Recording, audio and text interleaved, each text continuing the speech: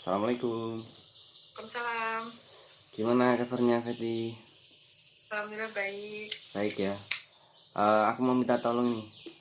Aku ada tugas kuliah eh, buat wawancara seseorang yang memiliki ciri kematangan karir. Aku milih kamu. Kamu bersedia nggak? Ya, bersedia. Sedia ya? Ya, Ini cuma ada beberapa pertanyaan loh. Nanti jawab ya. aja. Nah, mulai aja ya. Oke. Yang pertama, bagaimana strategi kamu mengawali karir? Kalau baik saya coba menjawab ya. Kalau dari saya sendiri, tentunya untuk mengawali sebuah karir itu diutamakan sebuah skill atau kemampuan. Tapi pada kenyataannya di dunia pekerjaan itu yang dilihat atau yang diperhatikan itu adalah pendidikannya. Misalnya ada beberapa pelamar yang melamar pekerjaan di sebuah instansi atau perusahaan, kemudian pelamar 1 dan 2 ini, yang satu pelamar pertama ini dia memiliki gelar D3, tapi dia kemampuannya lebih banyak daripada pelamar yang satunya yang memiliki gelar S1 tapi dia kurang berpengalaman. Tapi yang dilihat itu yang pertama kali pasti pendidikannya dulu. Jadi menurut saya yang pertama tuh kita berpendidikan dulu untuk mengasah skill kita atau kemampuan kita. Kemudian dengan dua bekal itu kita harus memiliki rencana bagaimana kedepannya kita mau jadi seperti apa. Misalnya saya ingin menjadi seorang dosen. Nah, saya harus lulus S1, saya harus harus kuliah S2 lagi untuk bisa mencapai menjadi seorang dosen. Nah, setelah rencana itu ada, kita harus bisa mengaplikasikannya.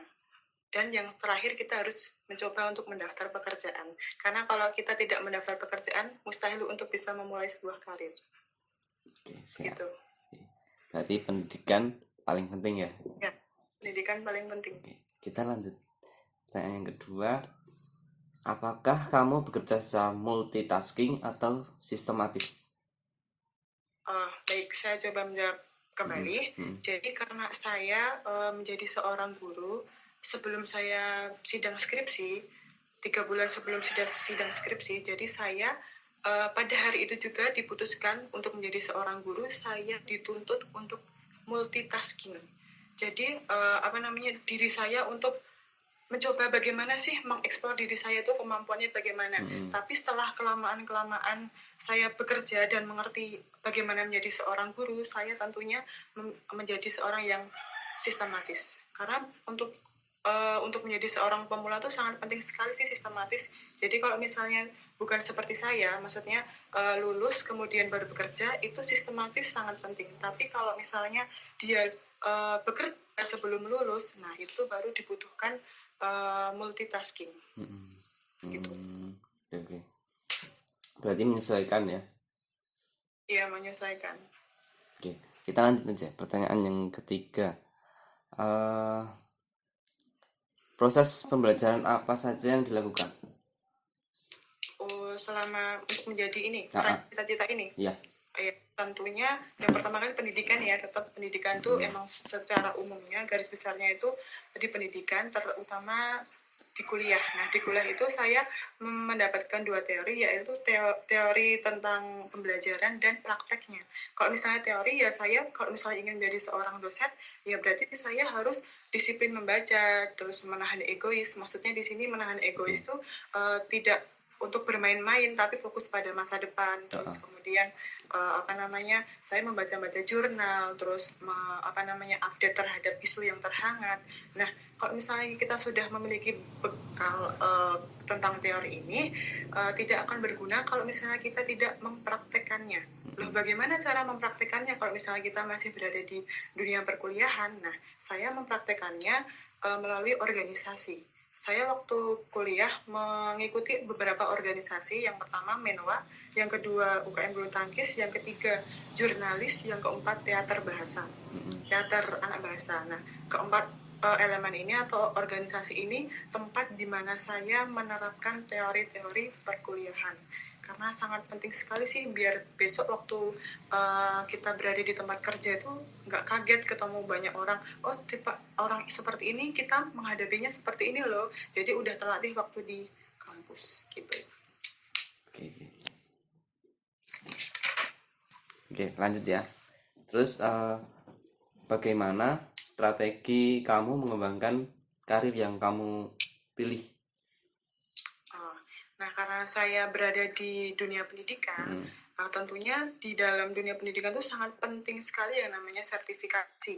Nah, karena itu sertifikasi itu berupa pelatihan atau seminar. Jadi saya tentunya mengikuti kegiatan-kegiatan yang positif yang tentunya menunjang pekerjaan saya. Tentu beberapa bulan yang lalu saya mengikuti pelatihan MGMP Guru Bahasa Indonesia SMA Muhammadiyah SDIY di LPMP Jogja. Itu termasuk dari pelatihan bagaimana sih cara membuat soal, bagaimana sih cara menghadapi siswa. Nah, pelatihan-pelatihan itu yang dibutuhkan untuk menunjang karir atau mengembangkan karir saya. Selain itu juga bisa sekolah PPG khusus gitu. Oke, siap.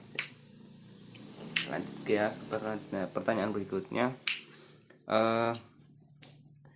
Seberapa sering sih menghadapi konflik dan bagaimana mengatasi konflik tersebut? Gitu.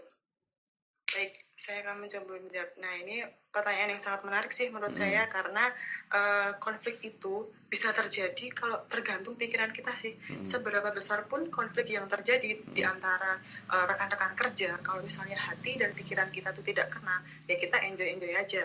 Tapi ya kita tidak bisa memungkiri sih, di dalam dunia pekerjaan itu pasti kita menemukan sebuah konflik, menemukan sebuah perbedaan pendapat. Tentunya itu pasti kita menemukan. Nah, cara yang saya lakukan, pertama kali saya tidak memutuskan apapun keputusan di saat terjadi konflik terhadap seseorang. Saya menenangkan diri dahulu, terus setelah saya menenangkan, saya muhasabah diri atau introspeksi diri. Kenapa sih kok bisa terjadi konflik? Kenapa sih kok bisa saya dengan rekan kerja saya tuh bisa berbeda pendapat? Nah, saling menenangkan, saling menenangkan, kemudian mencari solusi, kemudian dikomunikasikan. Karena menurut saya, prinsip saya sendiri, tidak di dalam sebuah hubungan saja, di dalam pekerjaan pun sangat penting sekali yang namanya dipahami, dimengerti, dan dikomunikasikan. Jadi komunikasi itu sangat penting. Oke, siap. Oke, lanjut ya. Siap.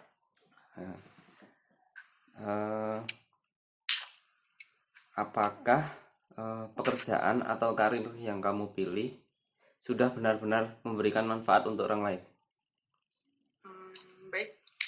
Jadi sebenarnya sebelum saya bermanfaat untuk orang lain, saya belum tahu sih saya bermanfaat atau belum ya. Tapi sebelum saya bermanfaat untuk orang lain sih, saya harus bisa bermanfaat dulu untuk diri saya sendiri atau berkontribusi untuk diri saya sendiri. Karena kita tidak boleh egois. Kita, wah saya mau bantu dia, semuanya kesusahan dia saya mau bantu, tapi egois sama diri kita, maksudnya tidak memperhatikan kesehatan kita, tidak memperhatikan kebutuhan diri kita. Jadi kalau saya sebelum membantu orang lain, kenali dulu diri kita, kemampuan diri kita, ilmu kita, baru kita membantu orang lain. Oke, siap.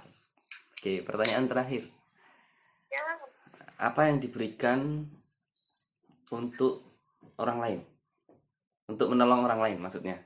Untuk menolong orang lain. Jadi ya tentunya sudah pada dasarnya ya kita sesama manusia itu bisa memanusiakan manusia. Jadi kita bisa saling membantu manusia satu dengan yang lain. Nah, karena saya berada di lingkungan pendidikan, di lingkup sekolah, jadi sebelum saya bisa sedekah secara finansial, saya sedekah ilmu. Jadi misalnya ada rekan kerja saya yang baru saja merintis karirnya di dunia pekerjaan, yang tentunya saya lebih lama daripada rekan saya, tentunya saya baru bisa membantu secara sedekah ilmu dulu sebelum saya bisa sedekah secara finansial. Dalam artian, misalnya dia bertanya, bagaimana tuh cara mengajar di kelas ini, bagaimana tuh cara mengajar di siswa yang seperti ini. Nah, saya beritahu, caranya seperti ini loh, caranya seperti ini loh. Nah, jadi sebelum saya bisa mampu secara finansial, saya membantu secara ilmu. Tapi jangan disalahartikan jika saya membantu secara ilmu itu dalam artian menggurui, tidak, tapi untuk saling membantu satu sama lain dan terhadap rekan kerja yang sedang merintis pekerjaan. Begitu. Oke. Ada pertanyaan tambahan? Boleh. Boleh ya? Mungkin Boleh, boleh. ada apa ya? Pesan-pesan buat teman-teman yang baru apa? Memilih karir. Maksudnya dia belum belum tahu karirnya mau kemana. Itu. Oh, kalau menurut saya sih karir itu sangat penting ya. Karir itu sangat penting dan kehidupan kalian tuh dimanapun kalian berada, bukan tempat yang menentukan kalian, tapi kalian yang bisa menentukan masa depan kalian sendiri. Jadi susun rencana, tahan egois pada diri kita sendiri, karena yang namanya hasil tidak akan pernah mengkhianati proses. Jadi tetap semangat. Oke. Oke, itu makasih. Wawancara cuma Ya, itu sangat bermanfaat banget. Oke, makasih Feti. Maaf mengganggu ya. Semoga sukses terus. ya sama-sama. Oke, makasih.